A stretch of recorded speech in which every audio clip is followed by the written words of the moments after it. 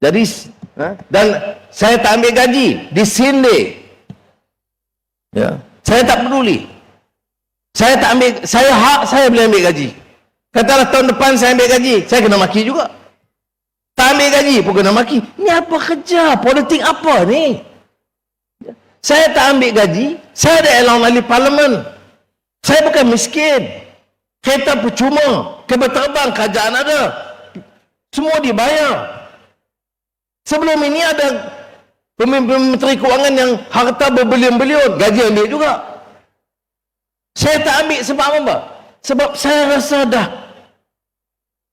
hempah pulih berjuang, masuk penjara, keluar penjara, kena terajang setengah mati, kena maki, hamun, fitnah, aibkan puluh tahun.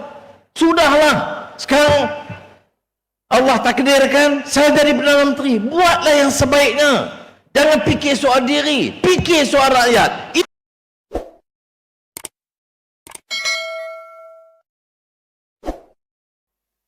Dan bagi saya minta rakan-rakan putuskan dengan sebaiknya.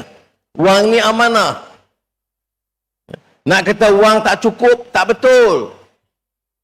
Belanja untuk bantu orang miskin ni puluh-puluh bilion ringgit. Orang miskin masih ada.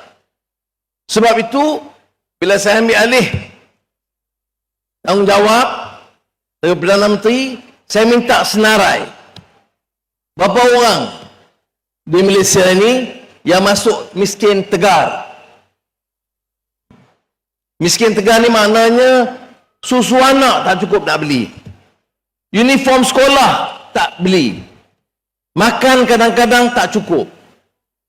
Takkan saya nak duduk selesa sebagai Perdana Menteri dan biar orang macam itu. Jadi saya kata bagi senarai itu, kita kena bagi selesai tahun itu juga. Yang kita kata itu, yang kita kata noktah miskin tegar. Di parlimen ada ahli parlimen yang hantar saya, tak apalah. Buat tandas pun dia marah. Dia kata ini Perdana Menteri tandas. Karena saya nak pastikan semua sekolah. Sekolah ni apa? Anak-anak kita, cucu kita pergi sekolah. Kita nak ajar apa? Disiplin, bersih, tanggungjawab. Kemudian tandas pun pecah. Ada yang tak boleh guna dan tak peduli dah bertahun-tahun. Sebab tu saya kata, bukan aja pada rengeh, bukan jari tambun, bukan aja matampau, seluruh negara bagi senarai sekolah, semua tandas di sekolah kita baiki dan alhamdulillah. Saya tahu, saya tanya tadi, di Padang Rengeh semua sekolah kita dah baiki tandas sekolah. Yang kedua apa? Setiap keluarga yang masuk miskin tegar. Ada orang kecam saya, dia kata, oh ada orang miskin lagi. Betul. Tapi kita ambil senarai dulu. Senarai 2022. Bagi pada saya. Saya kata berapa ada? 161,000. Saya nak selesai 161,000 ini. Selesai bagaimana? Bagi bantuan kepada dia. Selesai bab itu, tahun depan ada lagi yang miskin tegar. Betul. Kita lihat pula. Tahun 2023 selesai 161,000. Tahun 2024 mari lagi 80,000. Senarai baru. Ada yang sambung, ada yang baru. Setakat ini 15,000 dah selesai. Kita cuba nak selesai sebelum akhir tahun ini. Ini yang kita buat, saudara. Sebab tu bagi saya ini bukan soal politik. Orang nak kecam, nak maki, saya tak sibuk nak jawab lah. Kalau di parlimen susah payah, bukan saja saya masuk custom cari duit. Ya, lembaga hasil dalam negeri, pegawai rancang sebaiknya nak tolong. Saya bukan main-main amanah ni. Sudah tahu, saya di Perak ni lama. Saya belajar dulu di Malay College. Kemudian lepas itu dihantar ke Kemunting 2 tahun. Cuti am. Lepas peristiwa baling. Peristiwa baling ni sebab khabar tentang kemiskinan rakyat di Baling Sik. Jadi kami masa tu orang muda. Bantah pasal apa tak tolong orang miskin. Cakap banyak sangat, masuk 2 tahun kat Kemunting.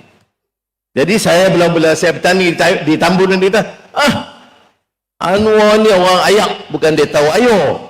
Dia bukan orang Perak. Saya kata, dengar baik-baik. Saya 8 tahun di Perak, 6 tahun, 7 tahun di Malay College, 2 tahun di Kemunting. Saya 9 tahun duduk di Perak. Tapi saya nak ceritakan, apa dia pengajarannya? Mana kita tahu, masa kita muda, kita tahu masalah orang miskin.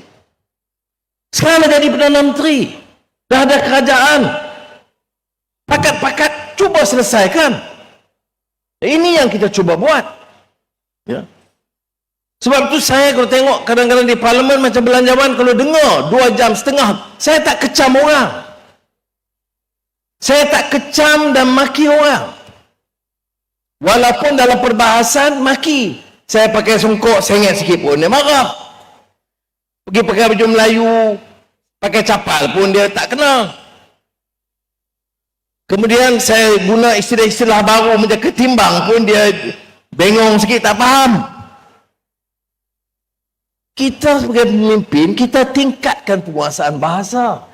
Dulu tak ada alaf untuk Minangnya, saya gunakan. Dulu tak ada mampan, saya perkenalkan. Tidak ada telus, saya perkenalkan.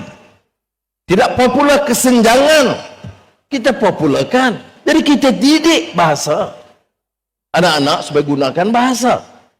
Ya. Ketelusan itu bahasa daerah di belah Selangor yang ganti transparansi. Kita guna mansang, bahasa Iban, kita perkenalkan. Kita guna alaf, bahasa Arab. Kita guna taklif, bahasa Arab. Bagi saya, kalau nak jawab benda ni, letih kita. Kerja tak jalan. Sebab tu saya nak nasihat kawan-kawan semua, dari semua parti. Masa ni masa angkat lah nama Malaysia ni. Buat kerja lah. Nak bergaduh, tunggu pilihan raya esok bergaduh lah. Sekarang kerja. Angkat martabat negara dan rakyat kita. Baik. Saya sebut tadi ni pasal dan apa ni, tunai rahmah yang dianjurkan tadi. Abu Hussein, saya tanya dia berapa tan ikan. Dia kata 5. 2 tan dia jual, 3 tan dia setuju. Saya kata dia akan bagi pada orang kampung nak ambil. Tak payah bayar. 3 tan. Siapa cepat dah habis. Dia kata nak habis lah. Tapi 2 tan dia jual, 3 tan dia beli supaya dapat mana dalam amal jariah sedekah pada hari ini. Saudara-saudara yang dikasihi sekalian, saya sebut tadi ya, sejati madani jangan lupa nah. Ini kita kena susun betul-betul. Kerana jumlah besar besok. Kalau fikir kalau 50,000 atau 100,000 satu kampung, berapa bilion kita kena belanja. Tapi saya tak apa. Kita belanja begitu puas hati, tak bocor. Kita bagi terus pada orang kampung. Ya. Dan kita bagi tanggungjawab dia jalan dengan baik. ICU pantau. Pegang daerah pantau. Macam kita tolong orang miskin. Miskin Tegar tadi. Kita arah semua setiausaha kerajaan negeri, pegawai-pegawai daerah, pegawai jajahan Kelantan. Kalau ada nama lain, tambahan, bagi nama lagi. Kerana apa artinya? Pembangunan hebat, negeri ini maju, tapi orang miskin Tegar masih ada. Sebab itu saya rasa hal ini jadi keutamaan. Apalagi sekarang ini. Semalam Perdana Menteri Ethiopia. Ethiopia ni dulu kita kata Habasyah. Datang melawat. Ni kali pertama lah. Dah berapa puluh tahun dah. Orang ketua negara Afrika namanya Ethiopia, Habasyah. Datang, Perdana Menteri dia melawat. Rasmi. Dia minta nak datang. Saya kata datang. Sibuk hari lain, panggil hari Sabtu. Kita kerja hari Sabtu. Dia kata dia baru balik mesyuarat BRICS di Kazan. Dia kata kat saya, Perdana Menteri Anwar, saya bukan nak puji berlebihan. Tapi saya tengok imej Malaysia sangat baik sekarang. Kerana 30 negara lebih minta nak masuk jadi ahli BRICS. Rusia, China, India, Brazil, Afrika Selatan semua dah jadi ahli. Kita pun nak masuk. Dia kata dalam mesyuarat 8 negara asas tu yang dipengusikan oleh Vladimir Putin, Presiden Rusia, belah kanan dia Xi Jinping, Presiden negara China, belah kiri dia Perdana Menteri India Narendra Modi. Dia kata nama negara yang pertama diusulkan Malaysia. Putin cadang sokongan kuat dan padu oleh negara China dan India dan Brazil dan Ethiopia dan Afrika Selatan. Terus tak ada soal orang terima Malaysia ini sebagai anggota BRICS yang baru. Ada negara-negara lain yang ditangguh. Kita dapat nama baik, jangan kita jadi orang Kedah, jangan jadi perak, jangan jadi sombong. Kita istighfar kepada Allah SWT. Maknanya kita kena kerja kuat lagi. Saya nak bangga Malaysia ini bukan kerana bangunan tinggi, dah. Bukan kerana projek-projek besar raksasa, dah. Kerana rakyat itu terbela. Itu yang penting. Sebab itu saya beritahu kepada Saudara Syarani Menteri Besar tadi, tiap kali saya berkunjung, dia tadi nak ke lebuh raya besar, projek bilion-bilion ringgit ataupun KIGIP beberapa bulan lalu di Krian, sebelum itu Tanjung Malim, tapi tak boleh tinggal kawasan projek-projek kecil di kampung. Buat apa tadi? Bagi benih ikan. Bagi benih ikan di kolam.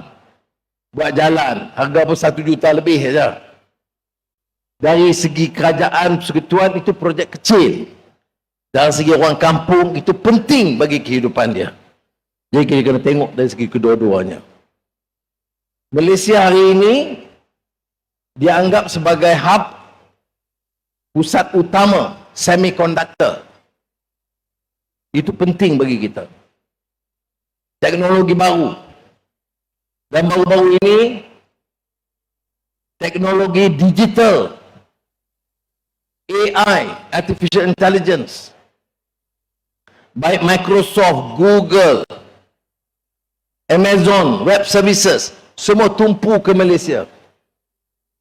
Di antara syarikat utama AI, Nvidia, sampai ke Johor. Keseluruhan mereka pelaburan itu dah cecah 340 bilion ringgit dan mula bertapak. Orang kata, oh umum saya dah. Google dah pun beli tanah dan buka projek dia di Selangor. Infineon dah berkembangkan kegiatan dia di Kulim High Tech. Intel perbesarkan projek dia di Pulau Pinang, umpamanya. Jadi hal-hal ini penting bagi negara kita. Sebab apa? Sebab politik itu stabil. Orang tak nampak negeri macam ni, negeri lain bergaduh. Jadi orang berminat tu datang. Sebab apa? Dasar kita jelas. Dan percayalah saudara, saya nak bagi tahu. Saya tak mahu tolak ansur. Kalau mana-mana pemimpin sekarang nak guna kuasa dia, nak kayakan diri dia, nak curi duit, nak ambil kontrak, saya akan lawan mereka habis-habisan. Itu prinsip saya. Ya. Saya tak peduli, ya, sering kecaman dan sindiran. Ya. Sekarang ini tak ada kontrak melainkan tender. Kamu ingat nak guni-guni, nak sakau sana sakau, tak boleh. Itu dasar kita. Jadi, dan saya tak ambil gaji, disindir. Ya. Saya tak peduli. Saya tak ambil, saya hak saya boleh ambil gaji. Katalah tahun depan saya ambil gaji, saya kena maki juga. Tak ambil gaji pun kena maki. Ni apa kerja? Politik apa ni? Saya tak ambil gaji, saya ada allowance ahli parlimen. Saya bukan miskin. Kereta percuma, kapal terbang kerajaan ada. Semua dibayar. Sebelum ini ada Menteri Kewangan yang harta berbilion-bilion, gaji ambil juga. Saya tak ambil sebab apa? Sebab saya rasa dah hempah pulih berjuang, masuk penjara, keluar penjara, kena terajang setengah mati, kena maki, hamun, fitnah, aibkan puluh tahun. Sudahlah, sekarang Allah takdirkan saya jadi Perdana Menteri, buatlah yang sebaiknya. Jangan fikir soal diri, fikir soal rakyat. Ini yang saya nak buat, saudara.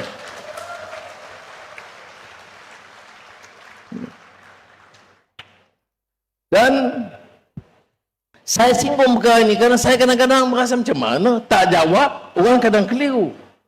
Jawab sikit-sikit bolehlah, kerana kita nak tumpu kerja. Saudara, astagfirullahalazim, saya istighfar kepada Allah SWT. Bukan maksud saya datang kepada Rengahan dan nak cerita kita hebat dah. Kau tanya saya bukan sabar. Ni Datuk Anis tahu, dia custom, dia dulu Kementerian Kewangan. Mesyuarat saja saya tekan habis-habis. Pegawai jangan lembab, menteri-menteri kena cepat turun ke bawah. Tanya Datuk Seri Syahrani, mesyuarat menteri besar, kalau ada projek lulus cepat. Itulah KIGIP, dia buat rekod, Negeri Perak buat rekod kelulusan paling cepat untuk projek high-tech di Krian. Ya. Maknanya boleh. Buat projek besar senang, buat projek kecil nak luri bukan main susah. Saya luncurkan projek perumahan rakyat untuk orang pendapatan bawah rendah ni di Taman Desa Kuala Lumpur. Perumahan madani rakyat, perumahan madani untuk rakyat bawah. Nuk nek. Saya bagi arahan bandaraya, kalau syarikat itu cukup syarat dia, saya bagi dia 45 hari, saya nak turun lancarkan projek itu. Sudah, projek perumahan yang berapa unit, dalam 400 ke 500 unit, boleh siap lulus dalam masa 45 hari. Boleh pula. Dan dalam pada itu ada protes. Rumah-rumah orang kaya sebelah tu ada protes. Pasal apa buat rumah? Jalan nanti sesak. Oi, ni nak cakap Kedah ni. Hang rumah hang besar, tak apa. Nak buat rumah orang miskin, sesak lah, kotor lah. Ini perangai huduh macam ni kita tak boleh layan. Jadi saya beritahu mereka, projek rumah orang besar kita bagi. Jangan halang perumahan rakyat. Ini saudara saya kata, pemimpin ni boleh bercakap garang di kampung.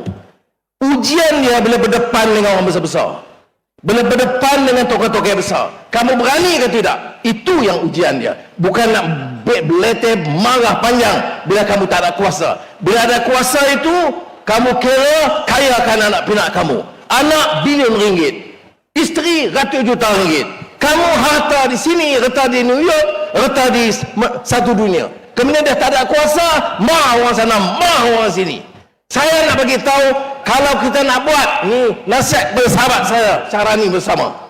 Kita nak buat sekarang masa kita ada kuasa. Buat sebaiknya, bersih, angkatkan martabat rakyat, bawa perubahan dan hayati Islam sebagai agama dan din. Ini ujian dia. Jadi saya nak sampaikan itu je kepada orang ini. Bukan nak marah, nak bagi tahu. Ya. Bukan dah lama tak datang, jadi ini masa nak lepas sikit. Ini saya nak sebut kerana penting, saudara. Ya. Dulu bila ringgit baru kita ambil alih. Ringgit jatuh, betul lah, baru ambil alih. Baru nak buat program-program.